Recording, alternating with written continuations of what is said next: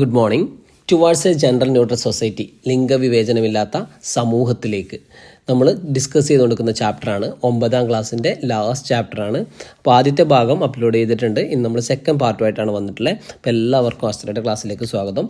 ആദ്യമായിട്ട് ക്ലാസ് കാണുന്നവരാണെങ്കിൽ ഒന്ന് ചാനൽ സബ്സ്ക്രൈബ് ചെയ്ത് വെക്കുക. ക്ലാസ് ഇഷ്ടപ്പെട്ടാൽ ലൈക്ക് ചെയ്യുക. അതുപോലെ നിങ്ങളുടെ അഭിപ്രായങ്ങൾ കമൻ്റായിട്ട് ചെയ്യുക. ഓക്കെ, നമുക്ക് പെട്ടെന്ന് തന്നെ നമുക്ക് ക്ലാസ്സിലേക്ക് പോവാം. Okay, ready?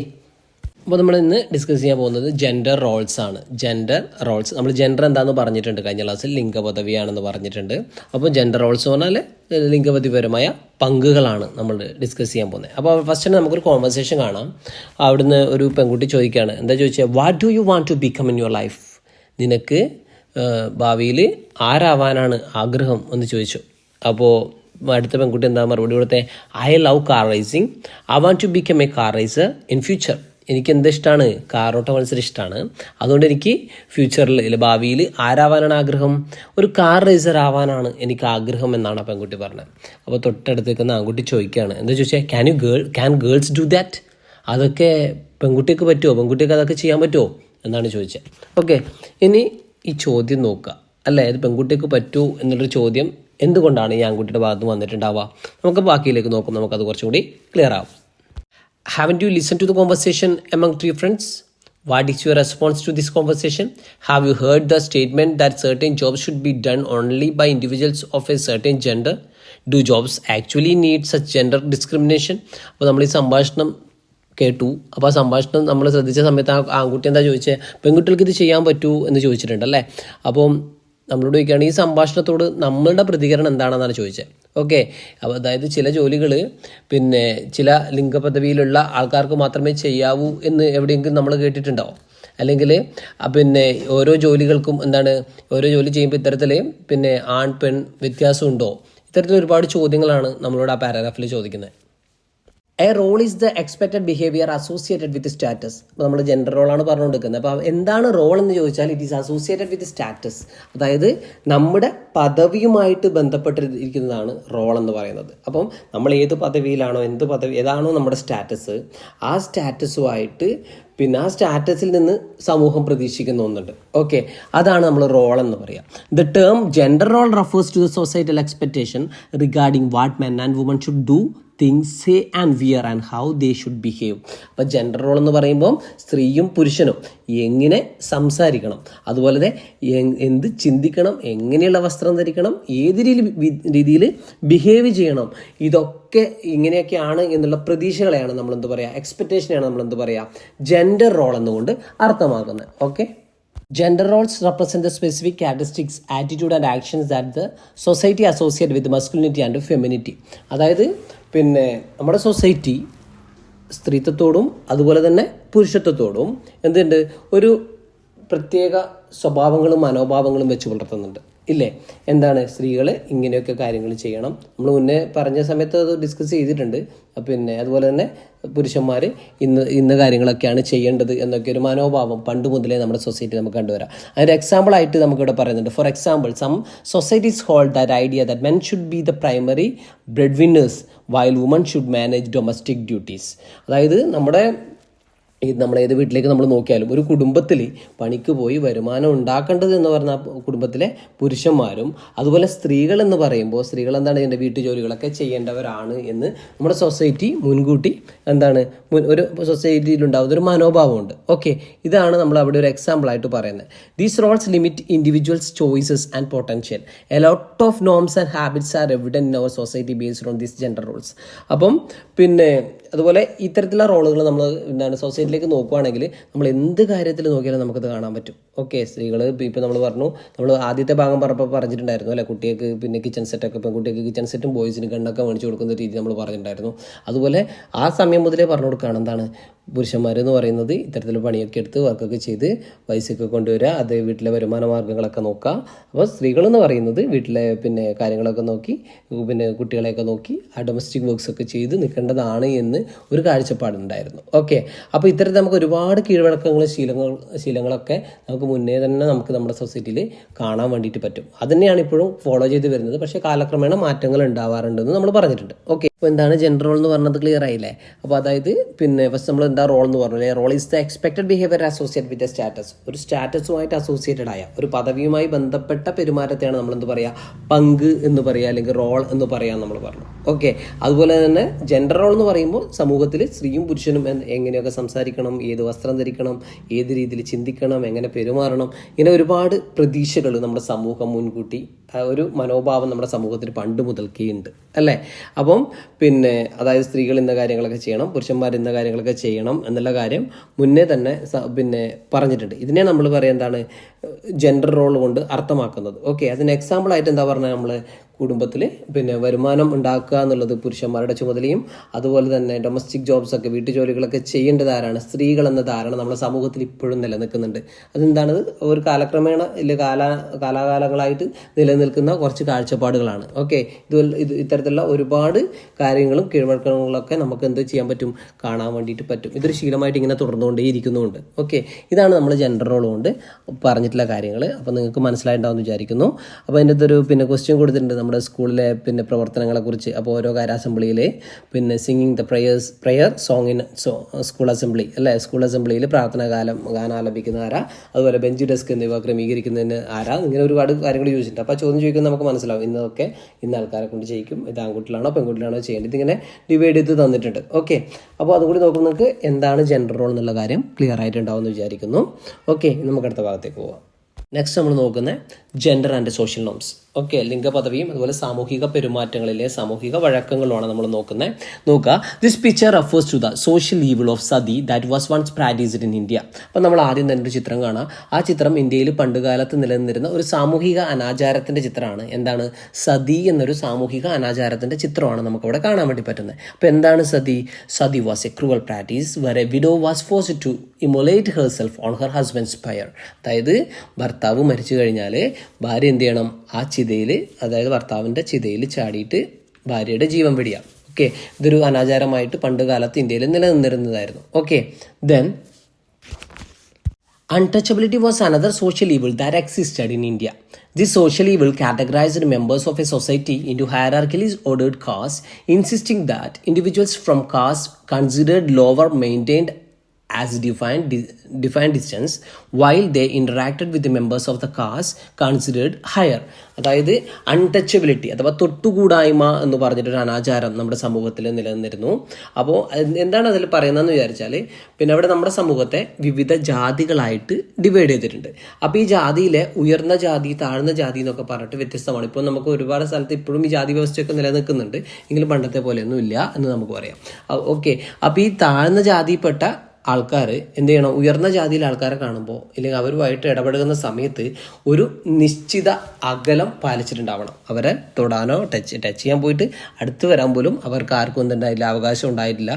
അപ്പം അതിനെയാണ് നമ്മൾ എന്ത് പറയുക, തൊട്ടുകൂടായ്മ അല്ലെങ്കിൽ അൺടച്ചബിലിറ്റി എന്ന് പറയാം. Okay, The and untouchability were observed in the past societies as if they were laws. അതായത് ഒരു നിയമം പോലെ തന്നെ ഇതൊക്കെ പണ്ട് കാലങ്ങളിൽ പാലിച്ചു വന്നിരുന്നു. അതായത് ഭർത്താവ് മരിച്ചു കഴിഞ്ഞാൽ ഭാര്യ നിർബന്ധമായിട്ടും എന്ത് ചെയ്യും, ചിതയിൽ ചാടി ആത്മഹത്യ ചെയ്യണം, അല്ലെങ്കിൽ ജീവൻ പിടിയണം എന്നുള്ളത്. ഓക്കെ, അതുപോലെ തന്നെ അൺടച്ചബിലിറ്റി എന്ന് പറയുമ്പോൾ അതായത് താഴ്ന്ന ജാതിക്കാർ മുതിർന്ന ജാതിക്കാരെ കാണുമ്പോൾ നിശ്ചിത അകലം പാലിച്ചിട്ടുണ്ടാവണം എന്നുള്ളത് ഒരു നിയമം പോലെ തന്നെ എല്ലാവരും പാലിച്ചുകൊണ്ടിരുന്നത്. Okay, then however these practices were later outlawed and abolished through legislation as part of a broader social reform movement. പിന്നീട് എന്ത് ചെയ്തിട്ടുണ്ട്, പിന്നെ സാമൂഹിക പരിഷ്കരണങ്ങളുടെയൊക്കെ ഭാഗമായിട്ട് ഇത് പിന്നെ നിയമനിർമ്മാണത്തിലൂടെ തന്നെ നിരോധിക്കപ്പെട്ടിട്ടുണ്ടായിരുന്നു. ഈ നിയമങ്ങളൊക്കെ നിരോധിക്കപ്പെട്ടിട്ടുണ്ടായിരുന്നു. നിയമം മീൻസ് നമ്മൾ തൊട്ട് പറഞ്ഞ സതിയും അതുപോലെ തന്നെ അൺടച്ചബിലിറ്റിയൊക്കെ ഒരു നിയമം പോലെ തന്നെ പാലിച്ചു എന്ന് പറഞ്ഞതുകൊണ്ടാണ് നമ്മളങ്ങനെ പറഞ്ഞത്. Okay, there are certain norms around us which are unwritten but had existed in a society since time immemorial. അപ്പോൾ നമുക്ക് പിന്നെ ഇപ്പോഴും ഈ കാലഘട്ടത്തിലും ഇത്തരത്തിലുള്ള ഒരുപാട് സോഷ്യൽ നോംസ് ഉണ്ട്, അതായത് സാമൂഹിക വഴക്കങ്ങളുണ്ട്, അല്ലെ പെരുമാറ്റങ്ങളുണ്ട്. എങ്ങനെ പിന്നെ അതായത് എവിടെയും എഴുതപ്പെട്ടിട്ടൊന്നുമില്ല, പക്ഷെങ്കിൽ അതിപ്പോഴും പാലിച്ചു പോകുന്ന ഒരുപാട് നിയമങ്ങളുണ്ട്. They are known as social norms. അത്തരത്തിലുള്ള പിന്നെ ഈ കാലാകാലങ്ങളായിട്ട് നിലനിൽക്കുന്ന ഇത്തരത്തിലുള്ള പെരുമാറ്റങ്ങളെയാണ് നമ്മൾ എന്ത് പറയുക, സോഷ്യൽ നോംസ് എന്ന് പറയാം. Okay, then social norms are unwritten laws regarding beliefs, behaviors, and attitudes that are considered acceptable in a certain social group or culture. ഇല്ലെങ്കിൽ ഒരു സാമൂഹിക ഗ്രൂപ്പിലോ അല്ലെങ്കിൽ സോഷ്യൽ ഗ്രൂപ്പിലോ അല്ലെങ്കിൽ നമ്മുടെ സംസ്കാരത്തിൻ്റെ ഭാഗമായിട്ടോ ഇല്ലെങ്കിൽ വിശ്വാസത്തിൻ്റെ ഭാഗമായിട്ടോ പെരുമാറ്റങ്ങളാവാം, നമ്മുടെ ആറ്റിറ്റ്യൂഡ് ആവാം. ഇതൊക്കെ ബന്ധപ്പെട്ടിട്ടുള്ള അലിഖിതമായ അൺറിട്ടൺ ആയ നിയമങ്ങളെയാണ് നമ്മൾ എന്ത് പറയുക, ഇപ്പോൾ സോഷ്യൽ നോംസ് എന്ന് പറയാം. നമ്മൾ ഇവിടെ ഒരു എക്സാമ്പിൾ പറയുന്നത് greeting and thanking individuals are example of social norms. നമ്മൾ ചില ആൾക്കാരെ കാണുമ്പം എന്താ പറയുക, അഭിവാദനം ചെയ്യും എന്ന് പറയില്ലേ, അതുപോലെ തന്നെ എന്തെങ്കിലും കാര്യം താങ്ക്സ് പറയില്ലേ. അപ്പം ഗ്രീറ്റ് ചെയ്യുന്നതും അതുപോലെ തന്നെ താങ്ക്സ് പറയുന്നതും ഇതൊക്കെ സോഷ്യൽ നോംസ് ഇല്ലെങ്കിൽ ഇത്തരത്തിലുള്ള പെരുമാറ്റങ്ങൾക്കൊരു എക്സാമ്പിൾ ആണെന്നാണ് പറയുന്നത്. Okay. The Indian parliament abolished sati through the Commission of Sati Prevention Act of 1987. This law prohibits the practice of sati whether by compulsion or voluntarily and any statement in support of sati. അതായത് Indian parliament sati നിരോധിച്ചത് 1987 സതി നിരോധന നിയമത്തിലൂടെയാണ് സതി നിരോധിക്കുന്നത്. Okay. അപ്പോൾ this law prohibits the practice of sati whether by compulsion or voluntarily and any statement in support of sati. അതായത് സ്വമേധയാലോ അല്ലെങ്കിൽ നിർബന്ധിതമായിട്ടോ സതി ആചരിക്കുന്നതും അതുപോലെ തന്നെ ഈ പറഞ്ഞ സതി സമ്പ്രദായത്തെക്കുറിച്ച് അനുകൂലിച്ചിട്ട് എന്തെങ്കിലും പറയുന്നതിലെ പ്രസ്താവനകളൊക്കെ നടത്തുന്നതൊക്കെ ഈ നിയമം പൂർണ്ണമായിട്ട് നിരോധിച്ചിട്ടുണ്ട്. The evil practice of untouchability was abolished in India through Article 17 of the Constitution and Untouchability Offence Act of 1955. Okay. അതുപോലെ ഇന്ത്യയിലെ നിലനിന്നിരുന്ന മറ്റൊരു ദുരാചാരമായിരുന്നു, അനാചാരമായിരുന്നു അൺടച്ചബിലിറ്റി. അപ്പോൾ അൺടച്ചബിലിറ്റി നിരോധിക്കുന്നത് ആർട്ടിക്കിൾ 17 ഓഫ് ദ കോൺസ്റ്റിറ്റ്യൂഷനും അതുപോലെ തന്നെ അൺടച്ചബിലിറ്റി ഓഫൻസ് ആക്ട് ഓഫ് 1955, അതായത് 1955 പൗരാവകാശ സംരക്ഷണ നിയമത്തിലൂടെയും ഭരണഘടനയുടെ അനുച്ഛേദം 17 എന്ത് നിരോധിച്ചിട്ടുള്ളത്, അൺടച്ചബിലിറ്റി അബോളിഷ് ചെയ്തിട്ടുള്ളത്. Okay. Then next gender stereo types. അപ്പോൾ ജെൻഡർ എന്താണ് നമ്മൾ പഠിച്ചു, ലിംഗപദവി എന്നാണ് നമ്മൾ മലയാളത്തിൽ പറയുക. അപ്പോൾ സ്റ്റീരിയോ ടൈപ്സ് എന്ന് പറഞ്ഞാൽ സർവ്വസാധാരണമായ സ്ഥിരസങ്കല്പത്തെയാണ് നമ്മൾ സ്റ്റീരിയോ ടൈപ്സ് എന്നതുകൊണ്ട് ഉദ്ദേശിക്കുന്നത്. ഓക്കെ. അപ്പോൾ അവിടെ കുറച്ച് സ്റ്റേറ്റ്മെൻറ്റ്സ് കൊടുത്തിട്ടുണ്ട്.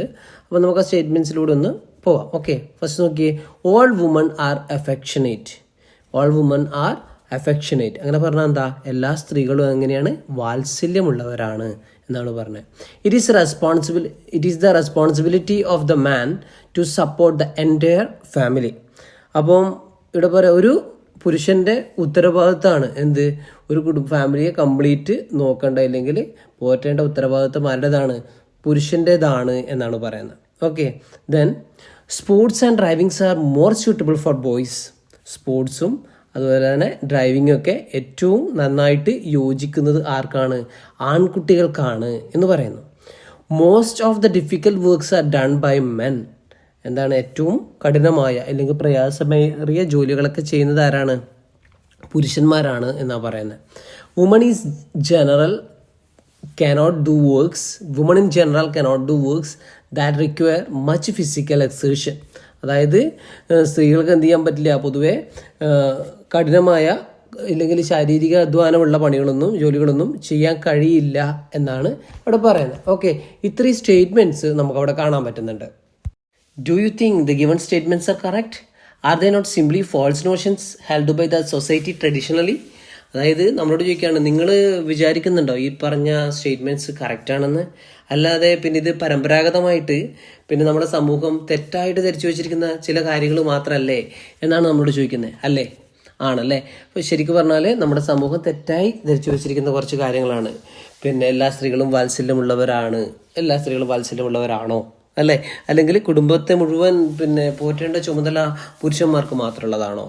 അല്ലെങ്കിൽ കുട്ടികൾ ഡ്രൈവ് ചെയ്യുന്നത് ആൺകുട്ടികൾ ആണ് കൂടുതൽ ഡ്രൈവിങ്ങും സ്പോർട്സൊക്കെ കൂടുതലായിട്ട് യോജിക്കുന്നത് അവർക്കാണ് എന്ന് ആണോ? അല്ല, പെൺകുട്ടിയൊക്കെ ചെയ്തൂടെ?